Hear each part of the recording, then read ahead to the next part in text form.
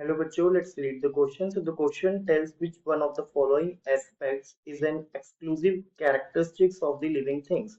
And the options are A, perception of events happening in the environment and their memory. B, increase in mass by accumulation of material both on surface as well as internally. C is isolated metabolic reactions occurring in vitro. And D option C is the increase in mass from inside only. So here we will know the concept. यहाँ पे जो हम की concept पढ़ेंगे that will be our features of living beings. So it is very easy to decide what is living and what is non-living on the basis of certain parameters. हमारे पास बहुत सारे parameters हैं जिनके बेसिस पे हम decide कर सकते हैं कि किस चीज को हम लिविंग बोलेंगे और किस चीज को नहीं बोलेंगे. So what are these criteria? सबसे पहले जो हमारे लिविंग बींग्स होते हैं they are able to show growth. अब ग्रोथ जो होता है it is increase in mass and increase in number of cells. Number of cells में जब इंक्रीज होता है उसको हम ग्रोथ बोलते हैं, और जब हमारा मास में इंक्रीज होता है उसको भी हम क्या बोलते हैं? ग्रोथ बोलते हैं.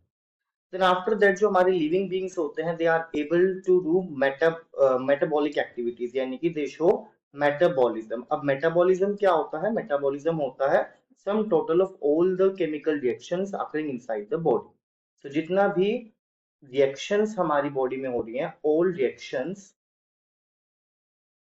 occurring in the body is known as your metabolic activities.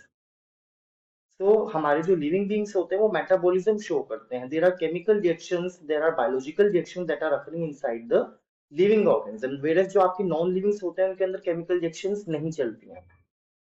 But यहाँ पे कॉन्ट्रडिक्शन आता है. वो कॉन्ट्रडिक्शन क्या आता है कि हम लेबोरेटरी के अंदर भी तो रिएक्शंस करा सकते हैं, सो दैट इज ट्रू. लेकिन वहां पे इसी वजह से हम मेटाबॉलिज्म को एक एक्सक्लूसिव कैरेक्टरिस्टिक नहीं मानते, बिकॉज केमिकल रिएक्शंस जो होते हैं they can also happen inside the laboratory. Test tube में हो सकती है but test tube is not your living, right? और क्या क्या कैरेक्टरिस्टिक आते हैं? रिप्रोडक्शन. जो हमारे लिविंग ऑर्गेनिजम्स होते हैं they show reproduction, means to say that they can produce same individuals by the process of reproduction. Reproduction के थ्रू वो अपने ही जैसे इंडिविजुअल्स को बर्थ दे सकते हैं. Alright. Then after that consciousness, this is very important. अब कॉन्शियसनेस क्या होता है कि किसी भी स्टिमुलाई के रेस्पॉन्स में कोई एक्टिविटी शो करना. So we can say that consciousness क्या हुआ? It's an exclusive criteria for living things. अब देखिए इसका मतलब क्या होता है, चाहे छोटे से छोटा लिविंग ऑर्गेनिज्म हो, they also respond to the stimuli. From prokaryotes to eukaryotes, आपके जितने भी ऑर्गेनिजम्स होते हैं they all will respond to a signal that they will receive from the environment. They all will respond. For example आपका Euglena, छोटे से छोटा आपका हम यूग्लिना लें या फिर आपका अमीबा ले या फिर बड़े से बड़ा कोई ऑर्गेनिज्म का नाम ले, एलिफेंट ले, लायन ले, they will all respond to the stimuli.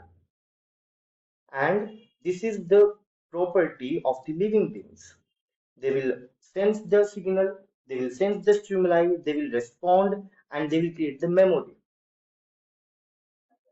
So we can say that कि जो consciousness होता है, the ability to receive the signals and respond, that is the exclusive feature of the living beings. तो यहाँ पे अगर हम देखें हमारा करेक्ट ऑप्शन क्या होगा? The correct option will be A, perception of events happening in the environment and their memory. Alright, अगर हम बी ऑप्शन को देखें, increase in mass by accumulation of material both on surface as well as internally, ये exclusive criteria नहीं है, because non living things, for example अगर मैं mountains की बात करूँ तो माउंटेन्स का साइज भी बढ़ता है उनके ऊपर जब सॉइल वगैरह एक्यूमुलेट हो जाती है बिकॉज ऑफ एनी रीजन, उनका भी साइज बढ़ता है. But mountains are not living. Alright. Then C option कहता है isolated metabolic reactions occur in vitro. This is also true कि आपकी मेटाबॉलिक रिएक्शंस जो होती हैं वो हम लेबोरेटरी में कर सकते हैं, तो इसका मतलब ये नहीं कि वो लिविंग बन जाएगा. Then increase in mass from inside only, ये भी आपका यहाँ पे रॉन्ग हो जाएगा. Correct option will be A. I hope you understood the concept. Thank you. Best of luck.